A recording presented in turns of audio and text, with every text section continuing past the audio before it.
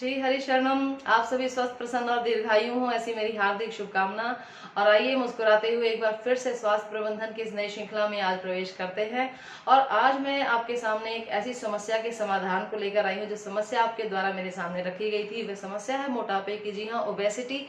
जिस ओबेसिटी या मोटापे से आज अधिकांश लोग जो है प्रभावित हो चुके हैं, और जो मनुष्य इस मोटापे की जंजीर से जकड़ा हुआ है उसे ये समझ नहीं आता कि कहाँ से वह जंजीर को तोड़े और वहां से बाहर निकल करके अपने आप को स्वास्थ्य की ओर वह लेकर के जाए। तो आज हम ऐसा प्रयास करेंगे कि हम अपनी इन मोटापे के कारणों को पहले तो जाने। देखिए, मोटापा क्या है? ये एक शरीर है, ये एक यंत्र है, एक मशीन है। ये जितना कार्य करती है उतनी ऊर्जा इसको रिक्वायर्ड होती है। अगर हमारा जो दैनिक कार्य है उसमें कोई भी किसी प्रकार का योग, प्राणायाम, व्यायाम या क्रियाशीलता का अभाव है, अर्थात हम ऐसा फिजिकल एक्सरसाइज बहुत कम करते हैं, दिन भर बैठने और लेटने का ही अगर हमारा रूटीन बन चुका है, तो ऐसी परिस्थिति में खाने की रूटीन जो है वो हमारी बचपन की तरह उतनी ही चलती है। बल्कि ये मैं कहूँ तो जितना भोजन शरीर की आवश्यकता और शरीर की गतिशीलता के लिए जो अनिवार्य है, उस भोजन से अधिक मात्रा में खाने की जो हम लोगों की आदत बन जाती है कि चलो थोड़ा और खा लेते हैं, चलो इतने से क्या फर्क पड़ेगा।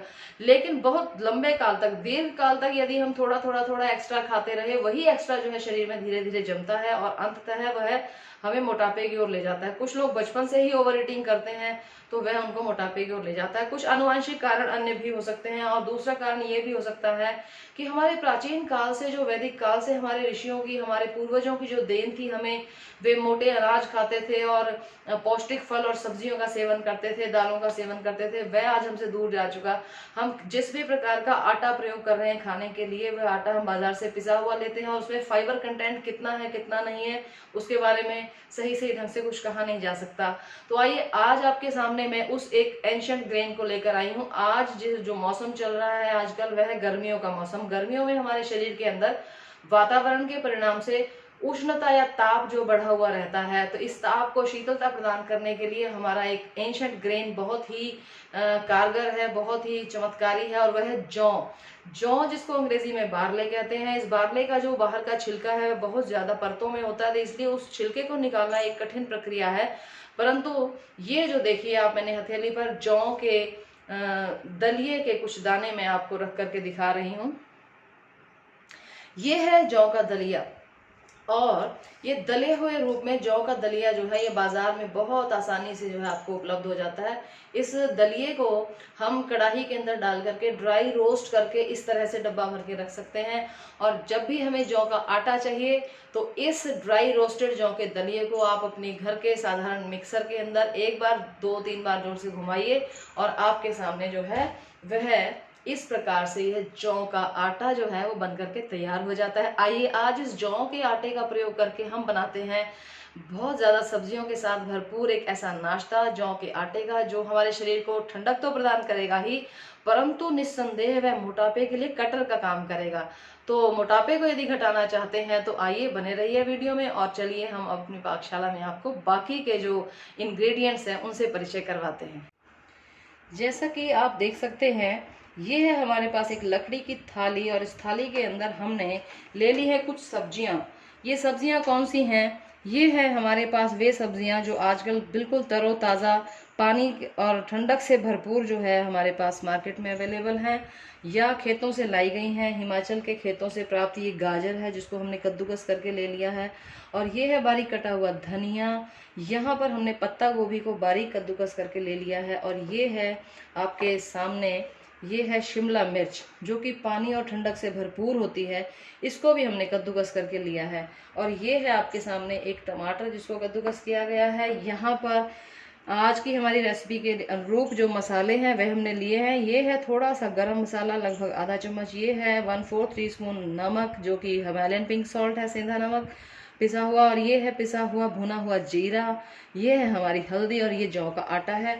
आइए अब किस मात्रा में सबको मिलाना है वह मैं आपको बताऊं। देखिए, आटा जब हम लेते हैं तो आटे को हम बहुत कंजूसी से प्रयोग करने वाले हैं। ये देखिए, ये 1 हीप्ड टीस्पून हमने ले लिया। ये बहुत छोटी लकड़ी की चम्मच है, और ये हमने ये 2 चम्मच आटा जो है ये हमारे एक नाश्ते के लिए पर्याप्त होगा। इसी चम्मच से हम नाप लेंगे, लगभग 2 के करीब चम्मच जो है वो पत्ता गोभी लेंगे, और पत्ता गोभी 2.5 चम्मच भी कर लें तो कोई हर्ज नहीं है। शिमला मिर्च ये सारी चली जाएगी, ये भी लगभग 1-1.5 चम्मच है। और इसी प्रकार से मैं आपको ये दिखा दूं कि यहाँ पर हमें ये गाजर भी सारी डाल लेनी है और ये धनिया भी इसमें सारा जाएगा। जी हाँ, आप सोच रहे होंगे कि आटे की मात्रा के हिसाब से सब्जियां ज़्यादा हैं, तो उसमें कोई दिक्कत नहीं है। सब्जियां ज़्यादा रहेंगी तभी यह आपका वेट कम करने में सहायक होगा। ये टमाटर का जो रस है यह भी हमने 2 से 3 चम्मच इसमें डाल लिया और ये आ गए इसके अंदर हमारे मसाले, गरम मसाला, नमक, हल्दी और भुना हुआ जीरा। अब ये जो हमारे सामने ये आप देख सकते हैं, इसको हमें अच्छे से इस प्रकार से मिला लेना है। इसको मिला करके हमें एक बैटर की फॉर्म बनानी है।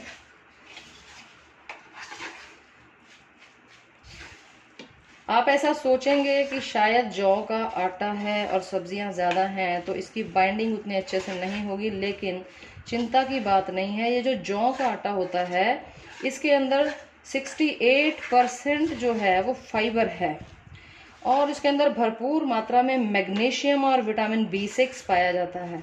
अन्य भी मिनरल्स इसके अंदर बहुत ज़्यादा है। आयरन बहुत ज़्यादा मात्रा में होता है, फिर शीतलता भी देने वाला। देखिए बहुत सुंदर बाइंडिंग हो चुकी है इसकी। अब जो है हम चलते हैं चूल्हे की तरफ। ये है हमारा गैस चूल्हा, इसको हम करते हैं ऑन करके इसको सिम कर लेंगे और इस पर रखेंगे हम अपना तवा।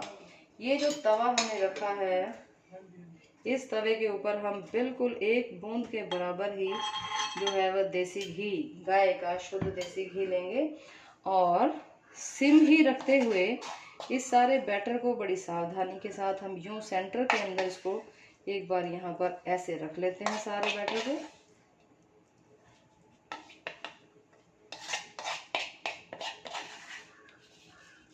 इस तरह से ये सारा बैटर आ गया और अब आपको क्या करना है, अपने इन 10 अंगुलियों की सहायता से, जी हाँ, ये जो हमारी अंगुलियां हैं ना, ये पंच तत्व को धारण करने वाली हैं, पृथ्वी, जल, अग्नि, वायु और आकाश। इनका प्रयोग करते हुए, क्योंकि अभी तवा हमने बिल्कुल साथ साथ ही रखा है तो ये ज़्यादा गर्म भी नहीं है, इस बैटर को हमें अपनी अंगुलियों की सहायता से जो है वो इस प्रकार से इस तवे पर एक गोल रोटी के आकार में इसको हमें फैला देना है। जैसा कि आप देख पा रहे हैं, इसको इस प्रकार से जोड़ते हुए आप फैला दीजिए और 5 तत्वों का प्रयोग अपनी अंगुलियों के माध्यम से इस हमारे बनाए जा रहे भोजन में हमें करना है। आज का टिप आपके लिए रहेगा, एक यूजफुल टिप है और स्वास्थ्यवर्धक टिप। वो ये है कि जब भी भोजन बनाएं तो अपने हाथों को बिल्कुल साफ सुथरा, स्वच्छ और शुद्ध रखें और इनका भरपूर प्रयोग करें अपने भोजन की सामग्री को स्पर्श देने में। दूसरा ये है कि जहाँ तक संभव हो लकड़ी के पात्रों का प्रयोग करें। यदि संभव ना हो तो भोजन बनाते और खाते समय आप जिसे कहते हैं नेकेड, बेयर फुट या नंगे पांव ही आपको कार्य करना चाहिए, जिससे कि जो है पृथ्वी तत्व आपके ज़्यादा से ज़्यादा संपर्क में रहे।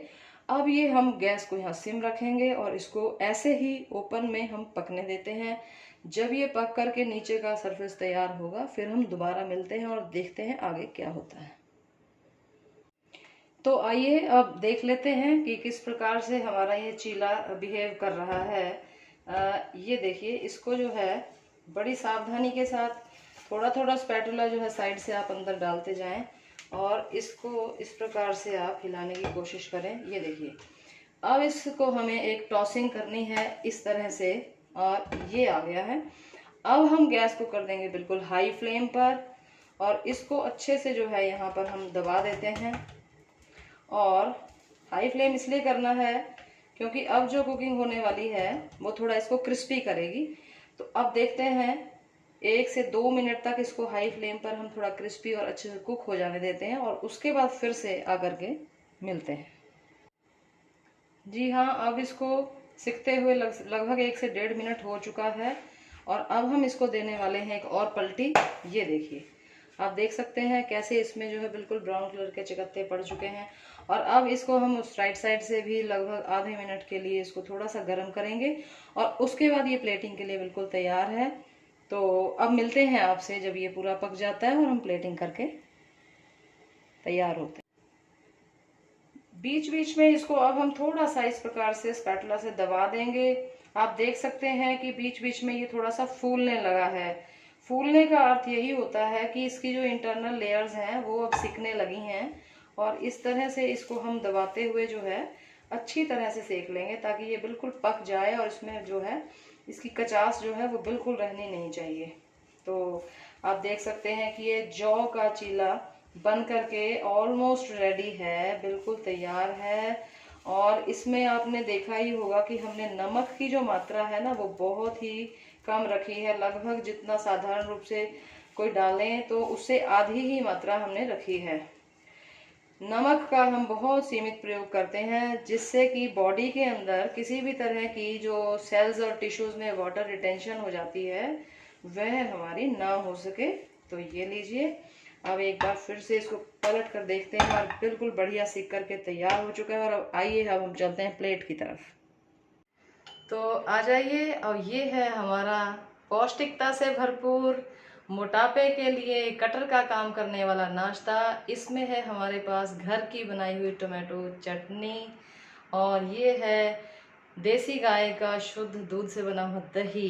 तो ये जो नाश्ता है इसको आप करें और करवाएं, बनाएं और खुद भी खाएं, औरों को भी खिलाएं, मोटापे को कम करें।